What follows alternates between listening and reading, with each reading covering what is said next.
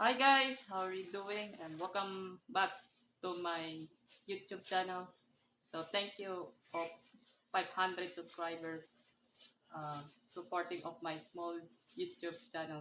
So we had deliver original carburetor of Suzuki Raider J. So let's get started.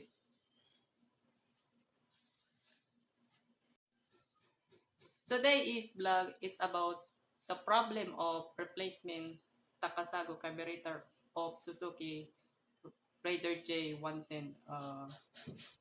So 2 years in 3 years in November 2021, I reason what happened of original because the slow jet was cut off inside the curb.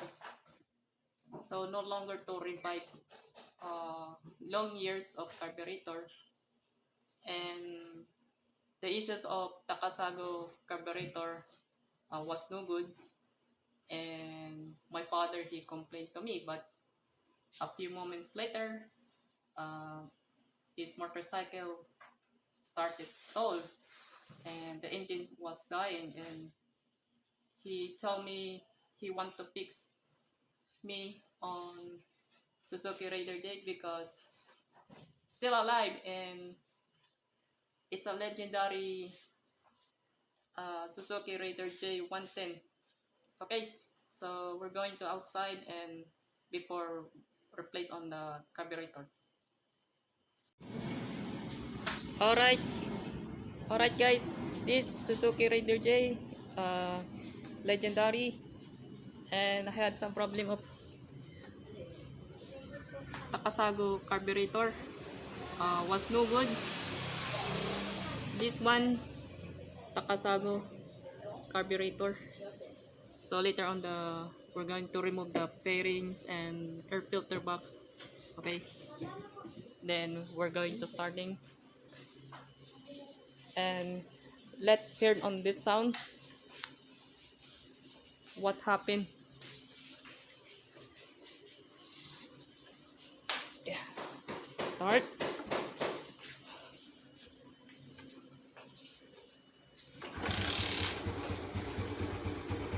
So the motor is started and idling, and I'm trying to rev, and then from half throttle, and the full throttle is, I think, is drawn. Okay, so we're going to replace the carburetor, and we had a replacement of Suzuki genuine carburetor. Okay, so let's get started. Alright, so we're going to remove this 5mm Allen bolt, and also 4 by screw, 4-inch screw, this one, and then later on removing on the carburetor. Okay, so let's get started.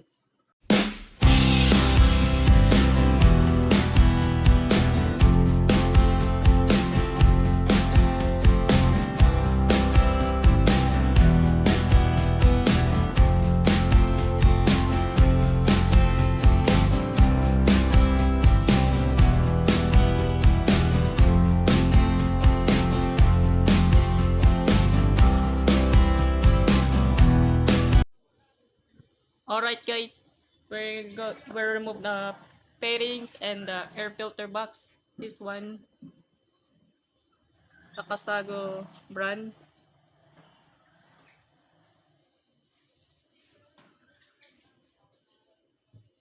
That's no good of replacement. We're going to remove this fuel hose and also 8mm of bolts of the carburetor. Okay.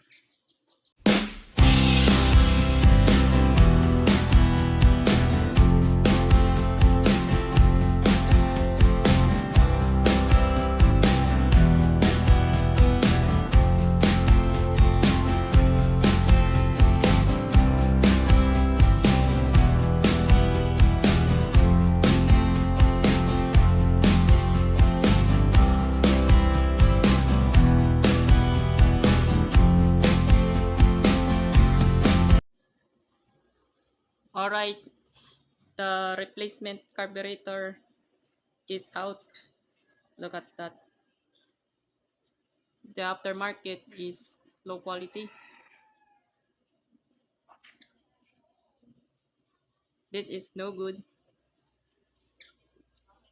Timing is loose, and we're going to back to original carburetor.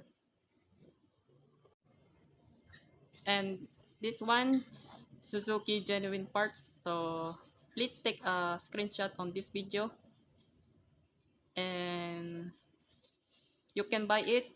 I'm gonna put link in description and comment section below. Applicable for Suzuki Raider J and Raider J Pro, 110cc. Okay, let's unboxing this one.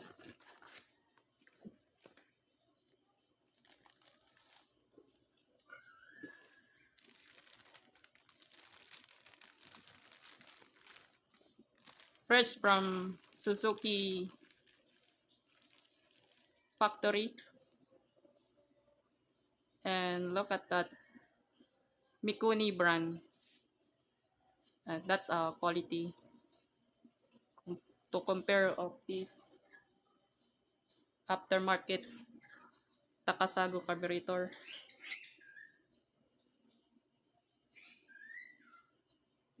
And that is no good. The original is a pretty good.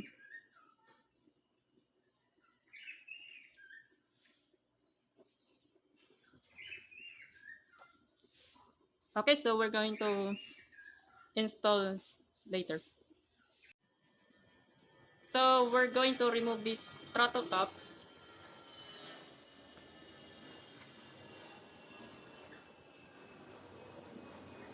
So the price is 4,641 peso. I've ordered from Shopee. The seller is legit, so no problem. No, yes, it's original. Done aftermarket stock carburetor.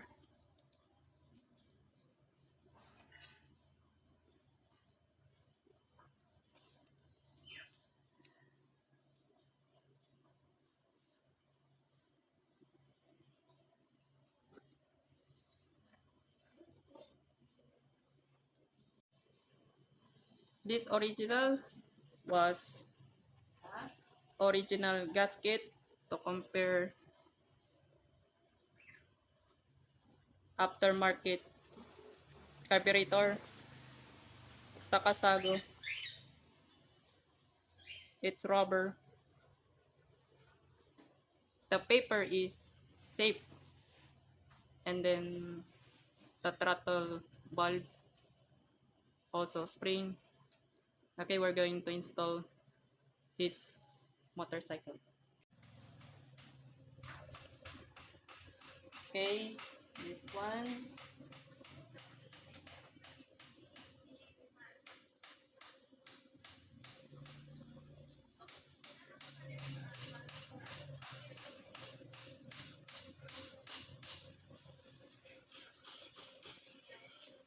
Throttle cup and then spring.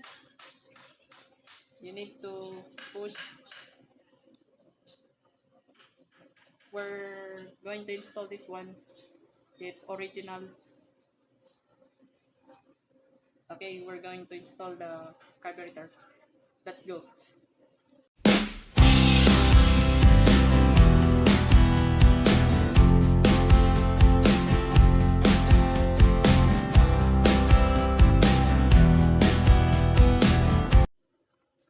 Alright guys, the brand new original carburetor is installed. Now we're going to use the torque range is 5 Newton meter.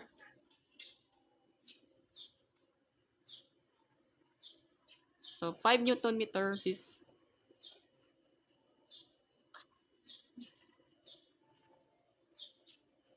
we're going to back on settings. How to use the torque range. Lose the counterclockwise. And then we're going to back to settings. 5 Newton meter.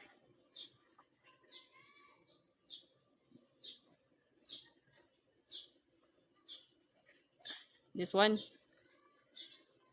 5 Newton meter to prevent the air leak. Okay, we're going to this demo.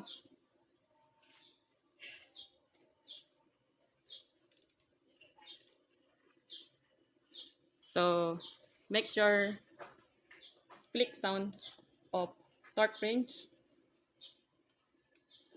Okay, another side.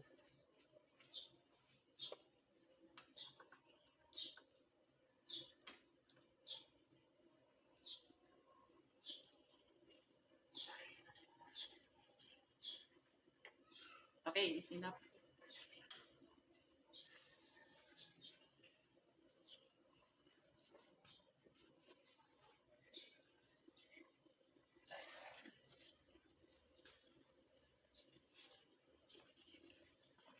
The bolts won't air leak and loosening or loose thread. Okay, so if you want to buy the torque range available at Mr. DIY 1/4 tools. Okay, we're going to back to fuel hose and before starting the engine.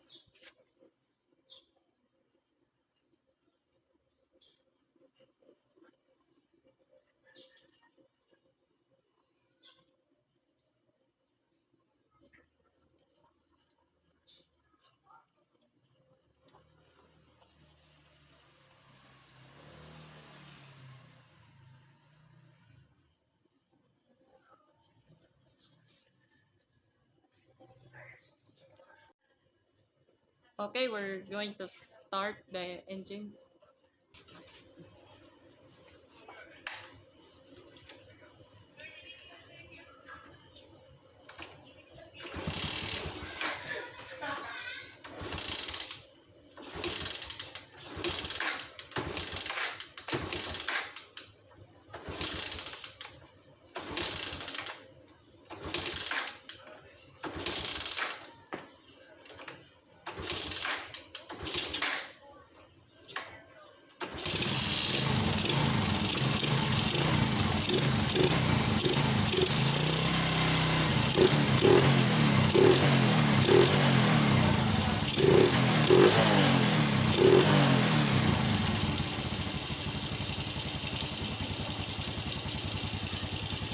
It's working! Haha!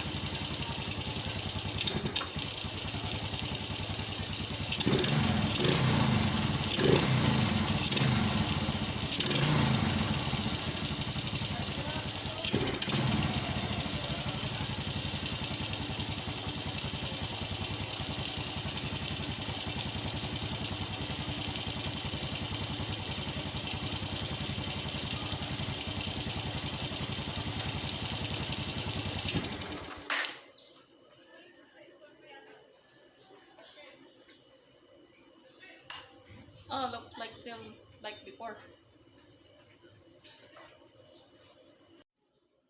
Alright guys, I didn't wait to see the video.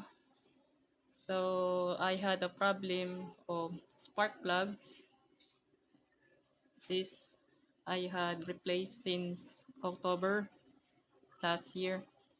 Then so run, I think it's not good.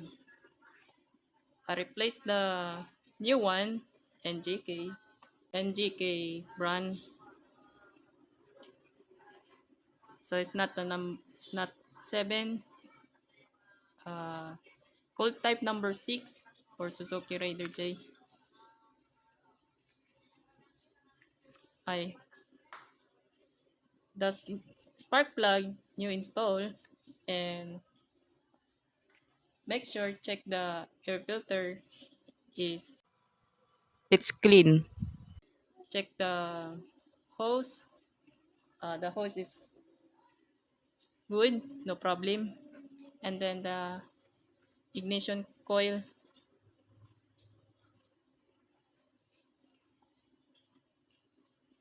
the carburetor is fine. The aftermarket takasago is no longer to revive. Okay. Alright guys, so we hope to long-term use original carburetor. I will never buy takasago carburetor again. So I hope you guys to enjoy this my video, more video tutorial and more vlog in my content. So please subscribe, press the notification bell icon, choose you all, and up and always active on my videos. So